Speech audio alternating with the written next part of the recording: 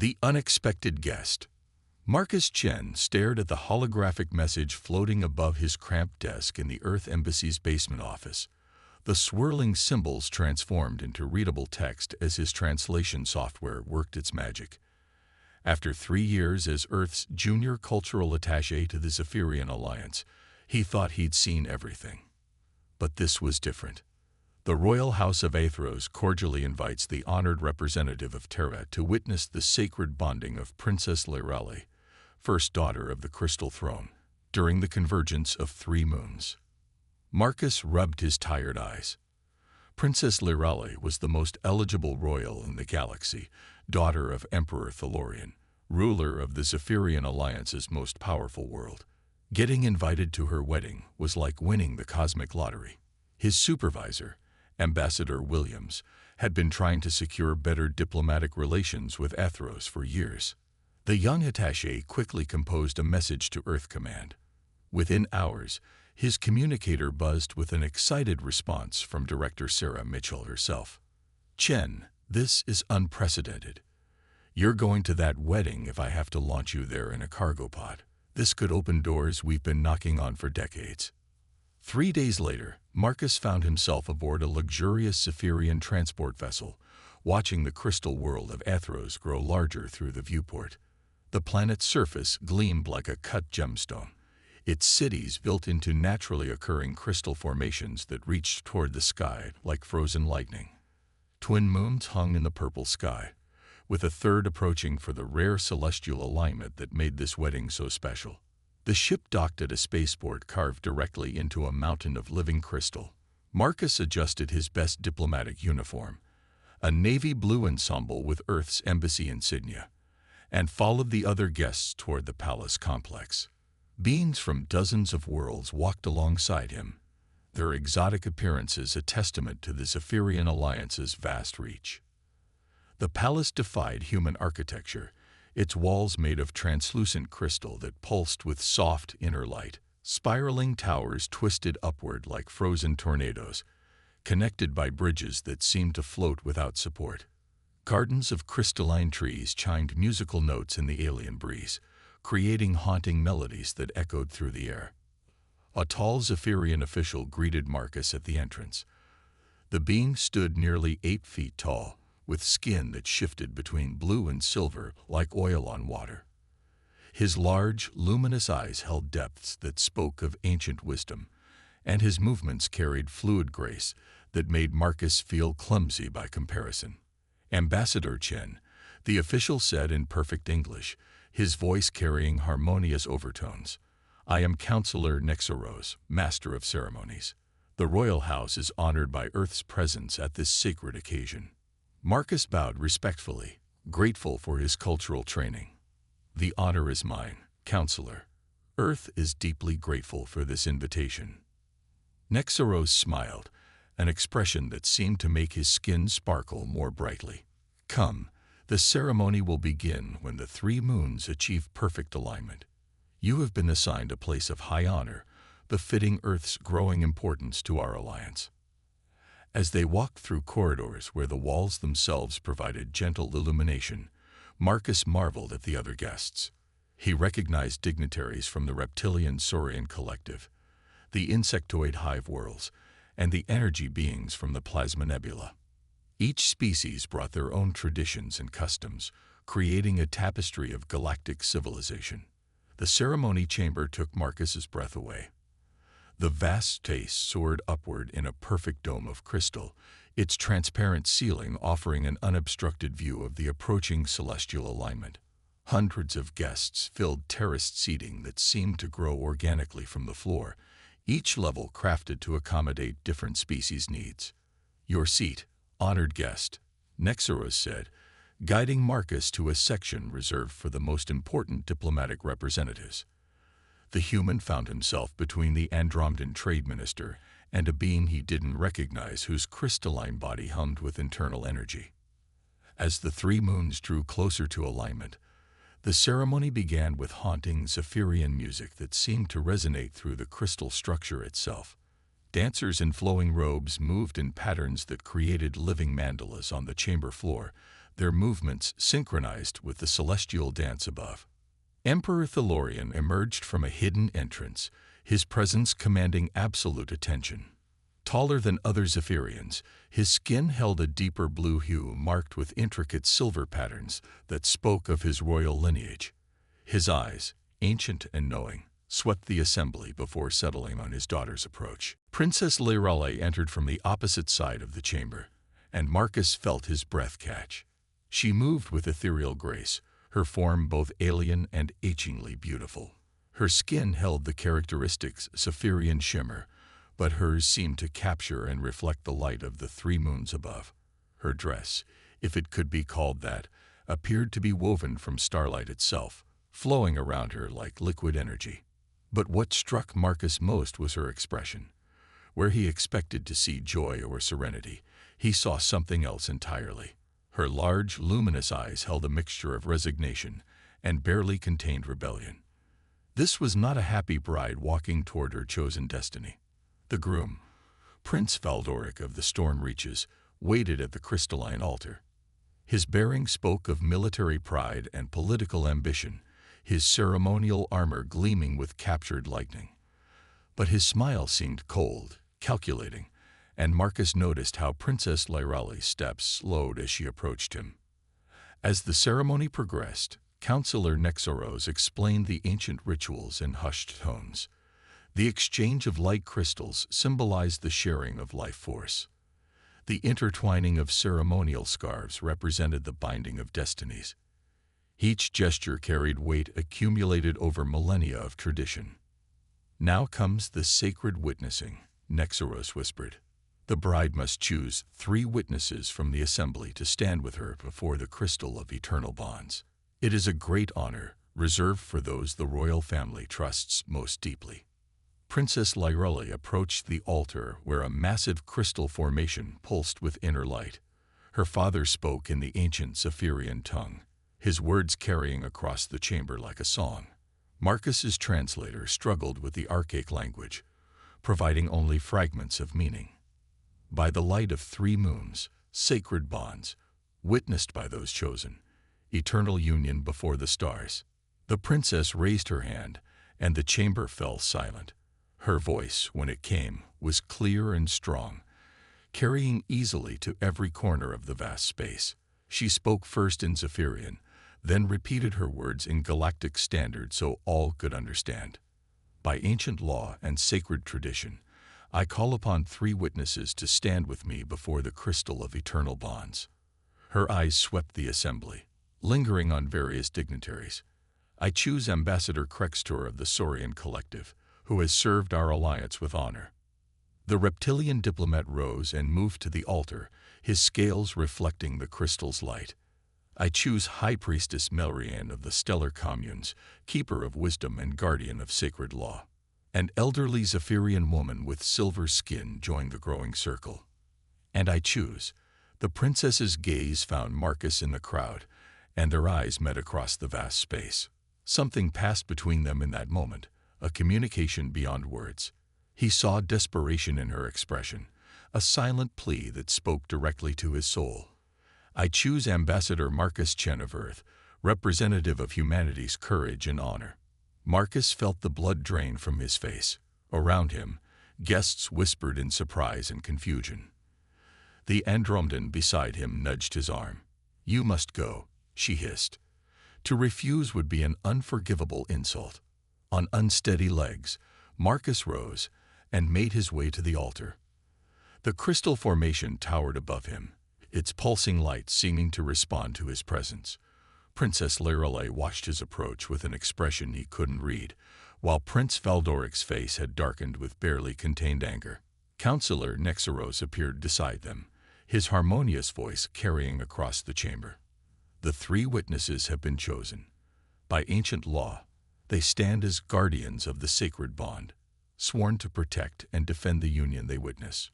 The emperor nodded gravely, then began another ritual chant. The massive crystal responded, its light growing brighter and more complex. Marcus felt something stirring in the air around them, an energy that seemed to reach into his very soul. Now the sacred words must be spoken, Nexaros announced, the pledge of eternal bonding that will unite two hearts before the cosmos itself.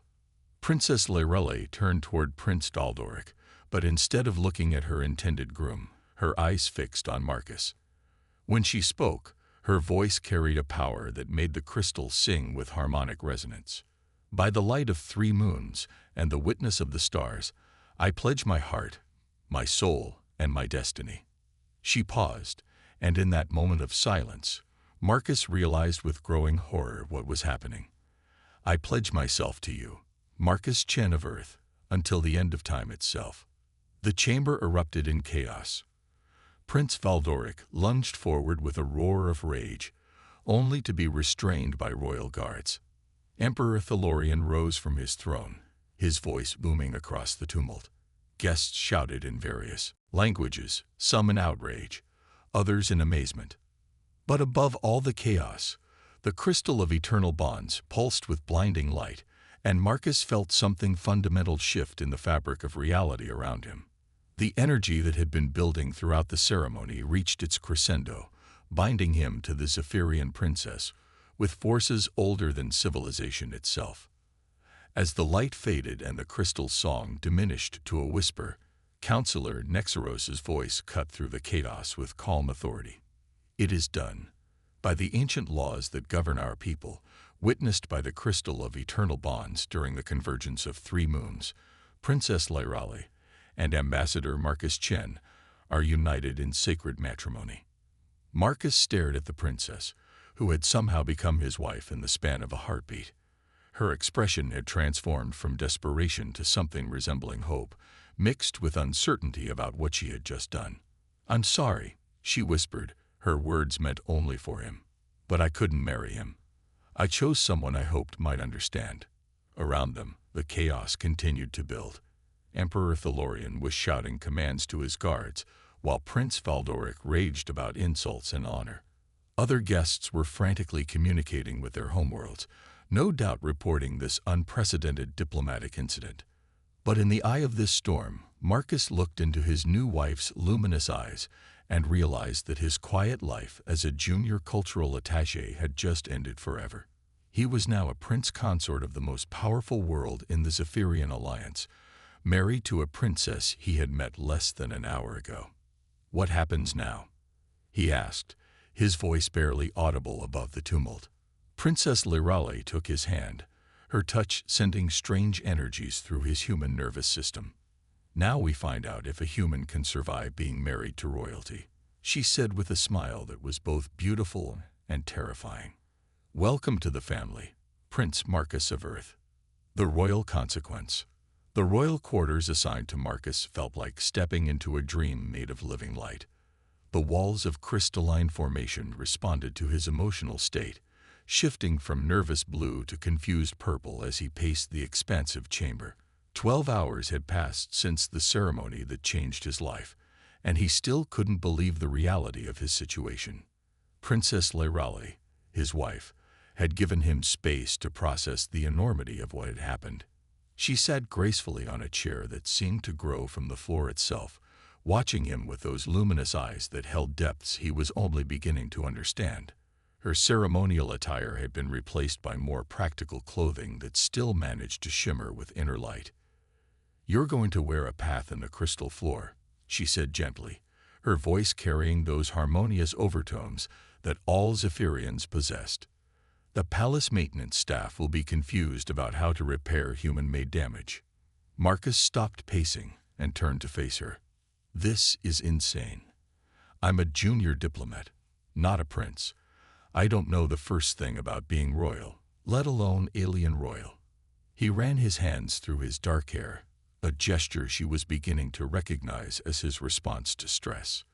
Your father looked ready to execute me where I stood. My father is many things, but he's not impulsive. Lorelei replied, rising from her chair with fluid grace. He's had 12 hours to consider the political implications. By now, he's probably realized that having Earth's representative as his son-in-law might be the most advantageous accident in Zephyrian history. Before Marcus could respond, the chamber's entrance chimed with the arrival of visitors. Counselor Nexaros entered, followed by a figure Marcus recognized with growing dread. Emperor Thalorian himself had come to their quarters, his imposing presence filling the space with authority that seemed to make the very walls pulse more brightly. "Father," Lyrale said, inclining her head in respectful greeting, "you honor our chambers with your presence." The Emperor's gaze shifted between his daughter and Marcus, those ancient eyes calculating and measuring. When he spoke, his voice carried the weight of absolute power. "Daughter, your actions yesterday have created waves that reach across the galaxy. 3 allied houses have already sent formal protests. Prince Valdoric's family has withdrawn from all trade agreements pending resolution." Marcus felt his stomach drop. "Your Majesty, I had no knowledge of what was happening. If my presence has caused harm to your empire, I'll gladly surrender myself and return to Earth." Emperor Thalorian's attention focused on Marcus with startling intensity. "You would abandon my daughter so easily, human. Walk away from sacred bonds witnessed by the crystal of eternal bonds itself." The question hung in the air like a challenge. Marcus realized he was being tested, but he wasn't sure what answer was expected. He looked at Lyrale, seeing something vulnerable in her expression despite her royal composure. "No, Your Majesty," Marcus said quietly. "I wouldn't abandon her, but I also won't be the cause of civil war in your empire." Something shifted in the Emperor's expression, approval flickering in those deep eyes. "Good, then you begin to understand the complexity of your position."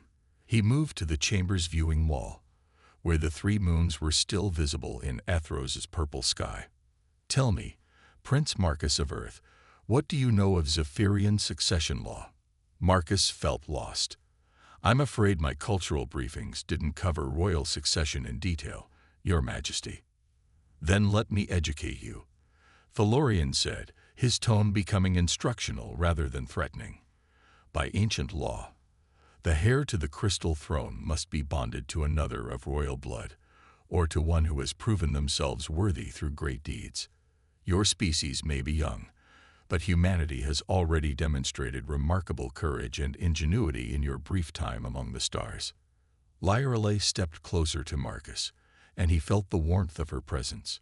"What my father isn't telling you is that Prince Valdoric's claim to worthiness was questionable at best.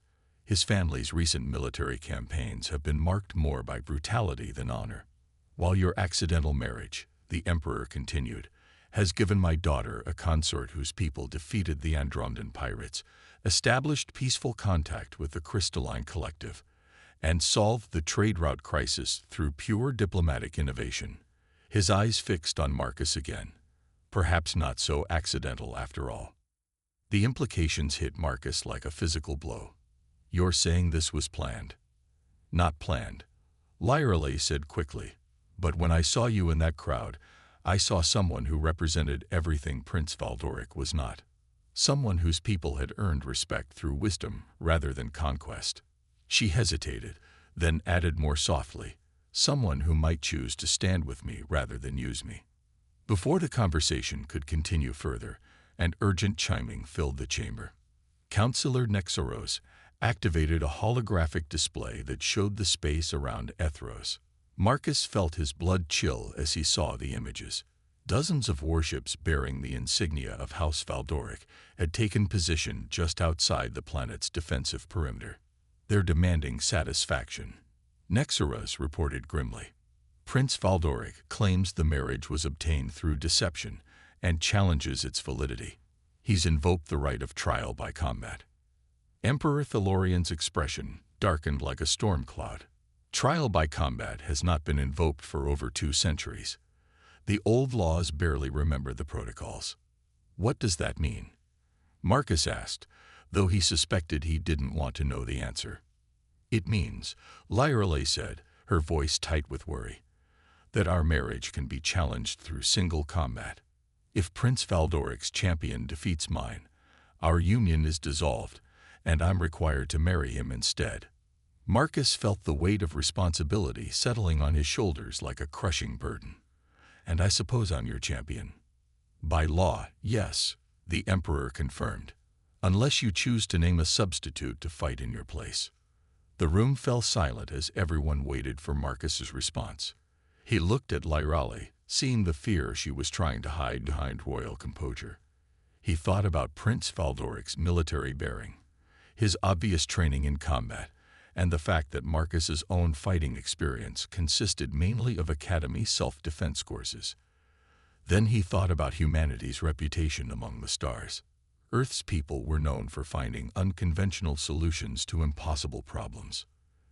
They were the species that had talked their way out of wars, engineered peace between ancient enemies, and consistently achieved the impossible through sheer stubborn ingenuity. "I'll fight," Marcus said, surprising himself with the steadiness of his voice. "But I want to understand the exact rules of this trial." Counselor Nexaros consulted his records with rapid efficiency. Trial by combat follows ancient protocols. The challenge must be accepted within 1 solar day. Combat takes place in the arena of judgment, witnessed by representatives of all allied houses. Victory is achieved through surrender, incapacitation, or, he paused reluctantly, death of the opponent. "Weapons?" Marcus asked, his mind already working on the problem. "Each combatant may choose their preferred weapons and fighting style, provided both sides agree to the terms," the Emperor replied. "Prince Valdoric is expert with traditional Zephyrian energy blades and has trained in combat since childhood."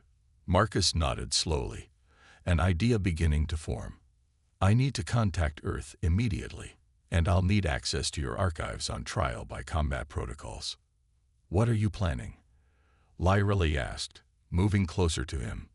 Marcus took her hand, marveling at how natural the gesture felt despite their brief acquaintance. "I'm going to do what humans do best. I'm going to find a way to win that no one expects." The next 18 hours passed in a blur of frantic preparation. Marcus spent the time studying every recorded trial by combat in Zephyrian history, looking for precedents and loopholes. He communicated extensively with Earth Command, requisitioning specific equipment and expertise. Most importantly, he worked with Lyrali and her father to understand the political nuances that would be affected by the trial's outcome. The arena of judgment was an ancient amphitheater carved from a single massive crystal formation. Thousands of spectators filled the terraced seating, representing dozens of worlds and political factions. The combat space itself was a perfect circle of polished stone, surrounded by energy barriers to protect the audience. Prince Valdoric entered the arena in full ceremonial armor, twin energy blades crackling with contained lightning. His bearing radiated confidence and barely contained fury. The assembled crowd murmured approval at his obvious skill and preparation. When Marcus entered from the opposite side, a different kind of murmur rippled through the audience. Instead of armor, he wore a simple black jumpsuit. Instead of energy weapons, he carried what appeared to be primitive Earth technology: a projectile rifle, sidearm, and various pieces of equipment that most aliens couldn't identify. "Behold the humans' primitive weapons," Prince Valdoric called out, his voice amplified by the arena's acoustics. "Is this the best Earth can offer? Metal sticks that throw tiny projectiles." Marcus checked his equipment one final time, then looked up at the royal viewing box where Lyrali sat beside her father. She gave him a small nod of encouragement, and he felt a surge of determination that surprised him with its intensity. "The combat will proceed according to ancient law," Counselor Nexaros announced from his position as judge. "Victory through surrender, incapacitation, or death. Combatants, stake your readiness." "Ready," Prince Valdoric declared, his energy blades humming with power. Marcus activated his equipment, and various electronic devices began emitting soft beeps and electronic whispers. "Ready. Begin." Prince Valdoric charged immediately, his superior speed and agility carrying him across the arena in seconds. His energy blades left trails of light as he struck, expecting to end the combat quickly against the obviously inferior human. But Marcus wasn't where Valdoric expected him to be. The human had anticipated the charge and moved to optimal tactical position, using the arena's natural features for cover. When Valdoric's blades struck the spot where Marcus had been standing, they hit nothing but air. The projectile rifle spoke with a sharp crack, and Prince Valdoric stumbled as the bullet struck his armor. The impact didn't penetrate the advanced material, but the kinetic force was unlike anything he'd experienced in traditional energy weapon combat. Impossible, Valdoric snarled, spinning to face his opponent. Your primitive projectiles cannot harm Zephyrian battle armor. You're right, Marcus called back, maintaining his distance while his equipment continued its electronic chatter. But they don't have to penetrate to be effective. 3 more shots rang out in rapid succession, each one striking Valdoric in different locations. The armor held, but the cumulative kinetic impact was beginning to affect the alien prince's balance and coordination. More importantly, Marcus was learning his opponent's movement patterns while staying well out of range of those deadly energy blades. Prince Valdoric realized the tactical disadvantage and changed strategy, using his superior speed to close distance while zigzagging to avoid projectile fire. His military training was evident as he executed complex maneuvers designed to neutralize ranged attackers. But Marcus had been counting on exactly this response. As Valdoric closed to striking distance, the human activated the devices he'd been carrying. Suddenly, the arena filled with blinding light, deafening noise, and clouds of obscuring smoke.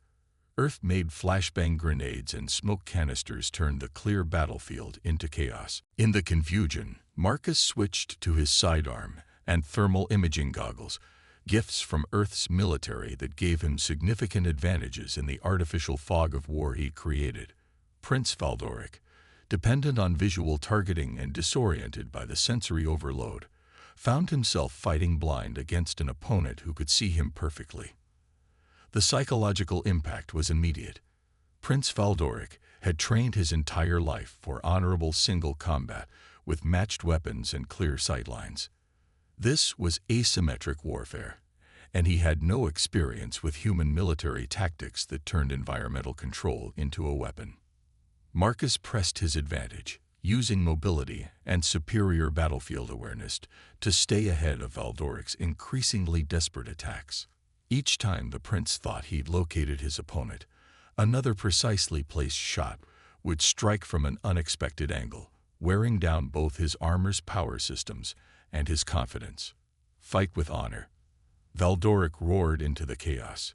Face me blade to blade like a true warrior. I am fighting with honor, Marcus replied, his voice seeming to come from everywhere and nowhere in the artificial fog. I'm fighting to protect my wife and prevent a war. That's the most honorable cause I can imagine. As the smoke began to clear, the assembled audience could see the results of the unconventional battle. Prince Valdoric's armor was scared and smoking, its power systems failing from repeated kinetic impacts. He stood in the center of the arena, energy blades flickering weakly, turning in circles as he tried to locate an opponent who had complete tactical control of the battlefield. Marcus emerged from the dissipating smoke, his rifle trained on the alien prince. "Surrender," he said simply. "You fought bravely, but this fight is over." For a moment, Prince Valdoric looked ready to charge despite his disadvantages. Then his gaze moved to the watching crowd, to the alien representatives who were murmuring with obvious respect for the human's tactical brilliance, and to Emperor Thalorian, whose expression showed grudging approval. "I surrender," Prince Valdoric said, his energy blades extinguishing as he dropped them to the arena floor. The crowd erupted in cheers and excited chatter as Counselor Nexeros announced the trial's conclusion. Marcus had won using pure human ingenuity, turning a traditional combat trial into a demonstration of tactical innovation that impressed allies and enemies alike.